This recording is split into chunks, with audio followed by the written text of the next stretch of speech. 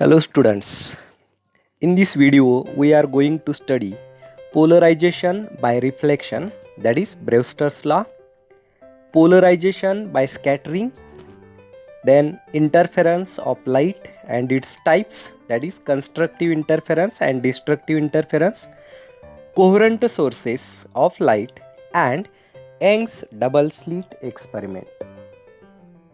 So first of all we will see polarization by reflection, that is Brewster's law. तर आता तुम्हाला जी स्क्रीनवरती diagram दिसते आहे या डायग्रॅममध्ये तुम्ही लक्ष द्यायचं आहे. आपण काय कन्सिडर करतोय बघा, अनपोलराइज्ड लाईट जी आहे ती मीडियम 1 मधून मीडियम 2 मध्ये ट्रॅव्हल होते असं आपण काय केलेलं आहे या ठिकाणी कन्सिडर केलेलं आहे. मीडियम 1 मधून मीडियम 2 मध्ये लाईट जात असताना ती पार्शली रिफ्लेक्ट होते आहे आणि पार्शली काय होते आहे रिफ्रॅक्ट होते आहे. याच्यामधला BA हा जो आहे तो इन्सिडंट रे आहे, जो अनपोलराइज्ड इन्सिडंट रे आहे. त्याच्यानंतर ना AC हा जो आहे तो रिफ्लेक्टेड रे आहे, जो कम्प्लिटली प्लेन पोलराइज्ड दाखवला आहे in a plane perpendicular to the plane of the display. Okay, आणि तिसरा जो रे आपण दाखवला आहे AD हा जो आहे तो रिफ्रॅक्टेड रे आहे, परंतु तो कसा आहे पार्शली पोलराइज्ड रिफ्रॅक्टेड रे आहे. म्हणजे त्याच्यामधली पार्ट ऑफ लाईट ही पोलराइज झाल्या आणि पार्ट ऑफ लाईट ही अनपोलराइज राहिलेली आहे. ओके, आणि AC जो आहे तो रिफ्लेक्टेड रे आहे आणि तो कम्प्लिटली प्लेन पोलराइज्ड आहे. MAN हा जो आहे तो नॉर्मल आहे. दोन मीडियमच्या मध्ये जी बाउंड्री आहे त्या बाउंड्रीला हा काय केलेला आहे A पॉईंटमध्ये नॉर्मल या ठिकाणी आपण ड्रॉ केलेला आहे.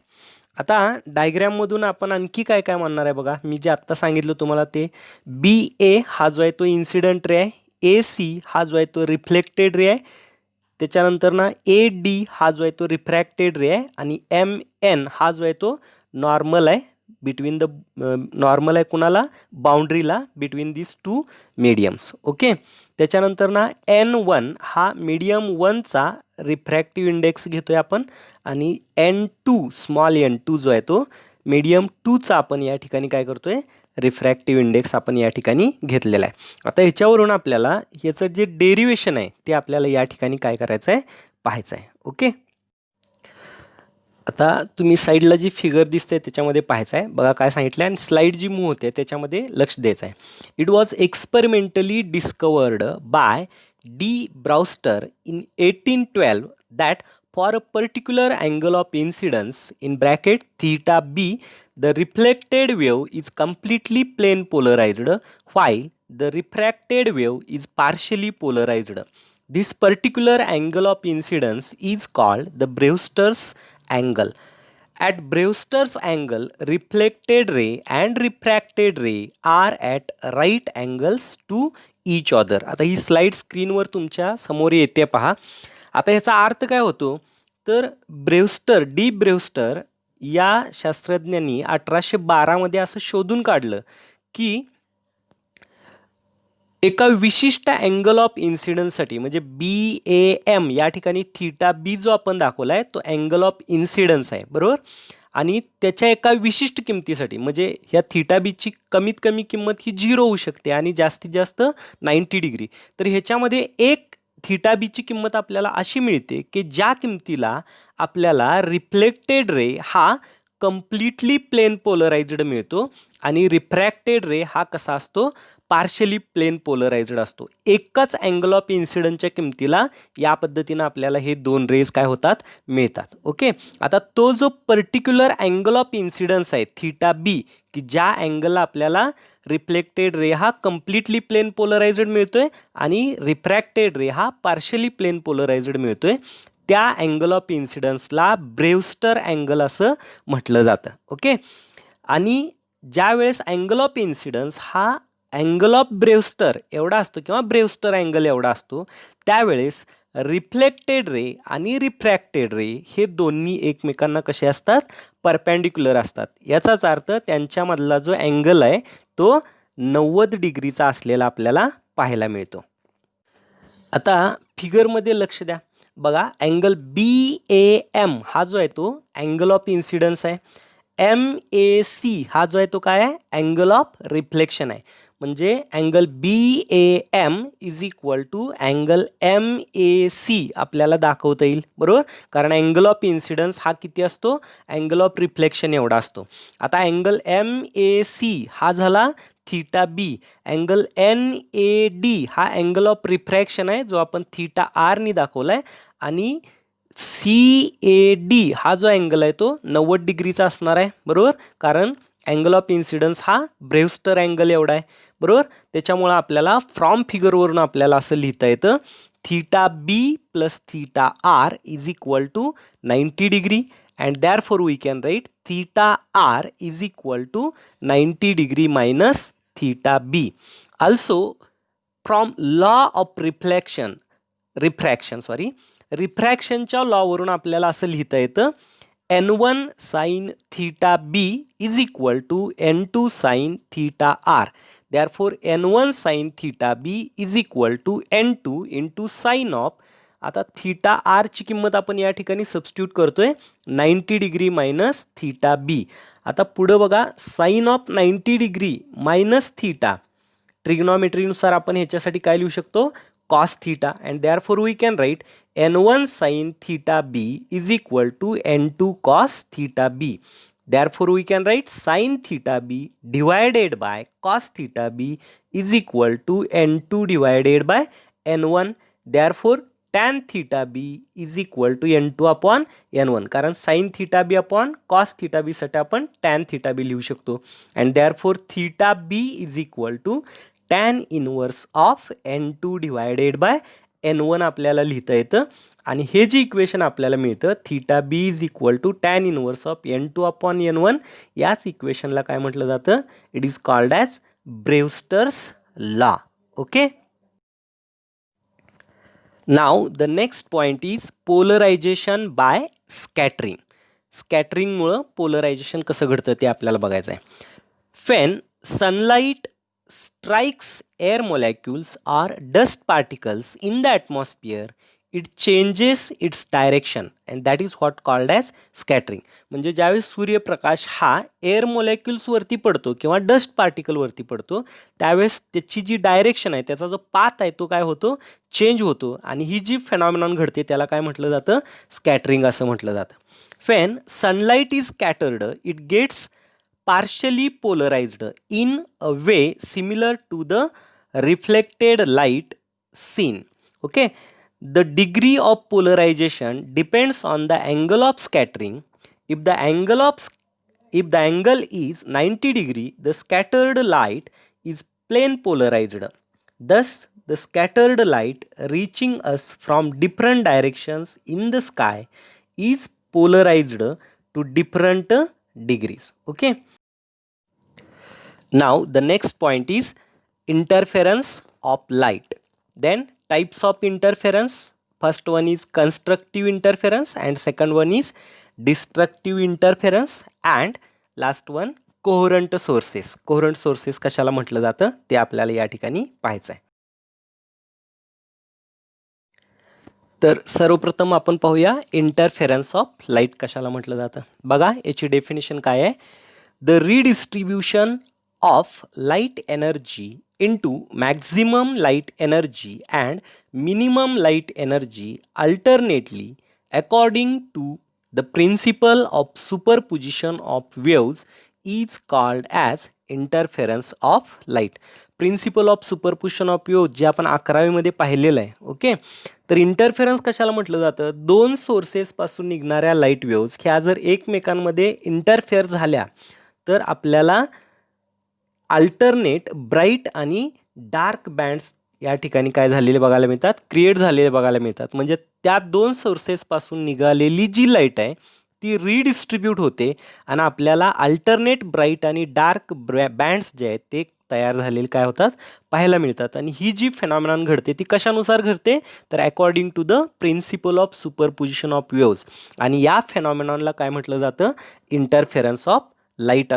आता या इंटरफेरन्स ऑफ लाईटचे 2 टाईप्स पडतात. त्याच्यामधला जो पहिला टाईप आहे it is called as constructive interference. आता कन्स्ट्रक्टिव्ह इंटरफेरन्स कशाला म्हटलं जातं आणि हा केव्हा घडतो ते आपल्याला या ठिकाणी काय करायचं आहे पाहायचं आहे. तर याची डेफिनेशन कशी आहे पहा.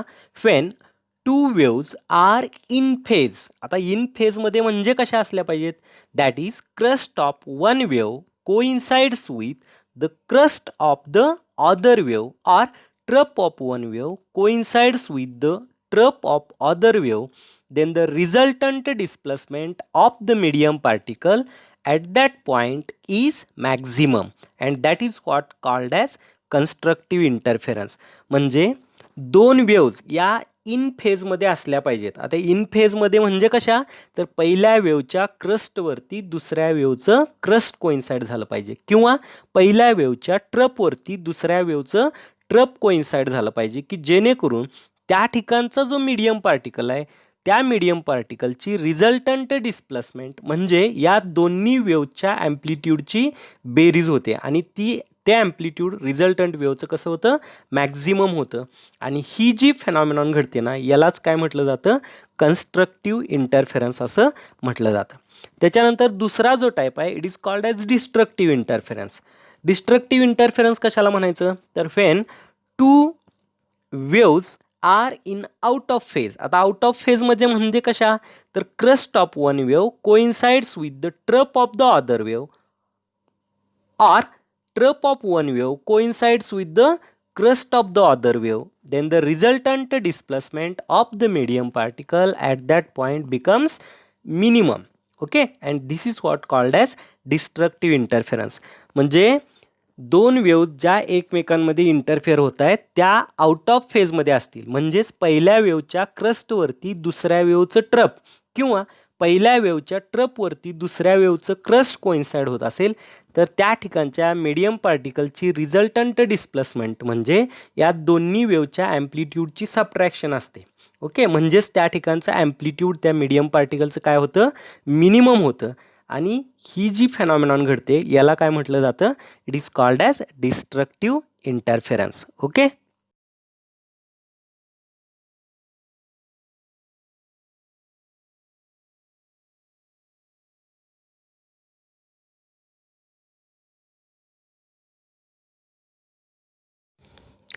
यानंतर आपल्याला पाहायचं आहे कोहरंट सोर्सेस कुठल्या सोर्सेसना म्हटलं जातं. ओके, आता याची डेफिनेशन कशी आहे पहा. Two sources which emit waves of the same frequency having a constant phase difference independent of time are called coherent sources.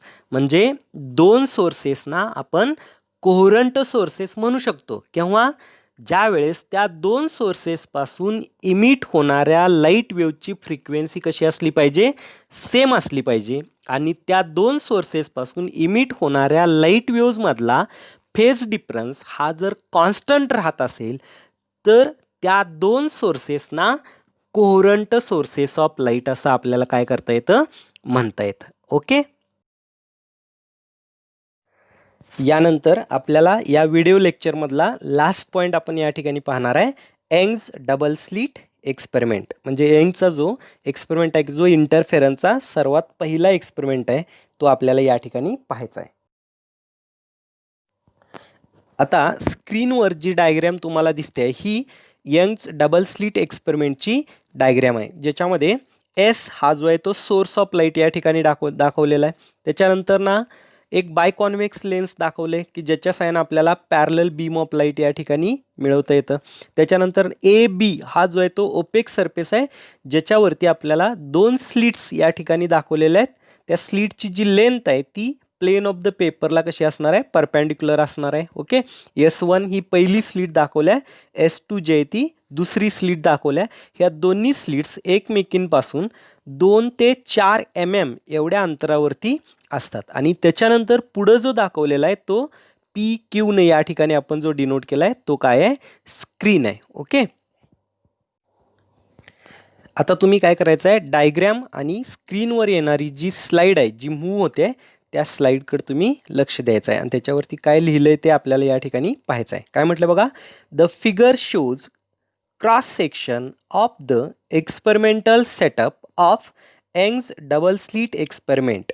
A plane wavefront is made to fall on opaque screen AB having two similar narrow slits S1 and S2 with their lengths perpendicular to the plane of the paper. Okay, म्हणजे स्क्रीनवरती जी diagram दिसते त्याच्यामध्ये आपण काय काय consider करतोय बघा.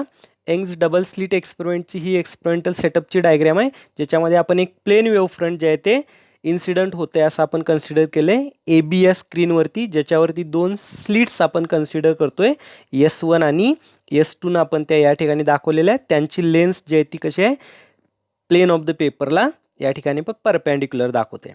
त्याच्यानंतर the slits should be 2 to 4 mm apart from each other. An observing screen is placed behind AB. Okay, म्हणजे या दोन स्लिट्स ज्या आहेत त्या एकमेकींपासून 2 ते 4 मिलीमीटर एवढ्या अंतरावरती असणार आहेत आणि त्याच्यानंतर जो स्क्रीन आहे त्याच्यावरती PQनी जो आपण दाखवतोय त्याच्यावर आपण इंटरफेरन्स पॅटर्न जो आहे तो मिळवणार आहे. Okay, S1 and S2 should be at the same distance from S so that the waves reaching to S1 and S2 from S are in phase. म्हणजे S1 आणि S2चं जे डिस्टन्स आहे S पासूनचं ते सेम असावं की जेणेकरून S1 आणि S2 पर्यंत येणाऱ्या ज्या वेव्ज आहेत त्यांच्यामधला फेज डिफरन्स जो आहे तो सेम असेल. When the rays falls on S1 and S2, the two slits acts as secondary sources of light emitting cylindrical wavelets. These waves are in phase with each other at all times. म्हणजे या दोन स्लिटपासून emit होणाऱ्या ज्या light waves आहेत त्या कसल्या असणार आहेत, सिलेंड्रिकल वेवलेटच्या फॉर्ममध्ये असणार आहेत आणि त्या दोन्ही सेम फेजमध्ये असतील आणि त्या पुढं काय होणार आहेत, इंटरफेअर झालेल्या आपल्याला या ठिकाणी पाहायला मिळणार आहेत. The crust or trupes of the secondary wavelets superpose and interference constructively along straight line joining the dots, that is the blue line जी दाखवली आहे डायग्रॅममध्ये त्याच्यावर, as shown in figure. The points where these lines meet the screen have high intensity and are bright. आता ह्या जी blue लाईननं दाखवलेल्या आहेत ना, त्या blue लाईनवरचे सर्व पॉईंट्स तुम्ही बघितले तर क्रस्टवर क्रस्ट आणि ट्रपवर ट्रप काय होते, कोइन्साइड होते आणि त्याच्यामुळे या सर्व वेव्ज ज्या आहेत त्या इन फेजमध्ये असतात आणि परिणामी त्या ठिकाणी कन्स्ट्रक्टिव्ह इंटरफेरन्स तयार होतो, म्हणजेच त्या ठिकाणी आपल्याला ब्राईटनेस जो आहे तो क्रिएट झालेला पाहायला मिळतो. मिडवे बिटवीन दीज लाईन्स, आता ह्या लाईनच्या ब्लू लाईनच्या मध्ये जर तुम्ही पाहिलं तर काय दिसतंय, Midway between these lines are lines joining the cross along which the crest of one wave coincides with the trup of the other, causing zero intensity and producing dark images of the slits on the screen PQ.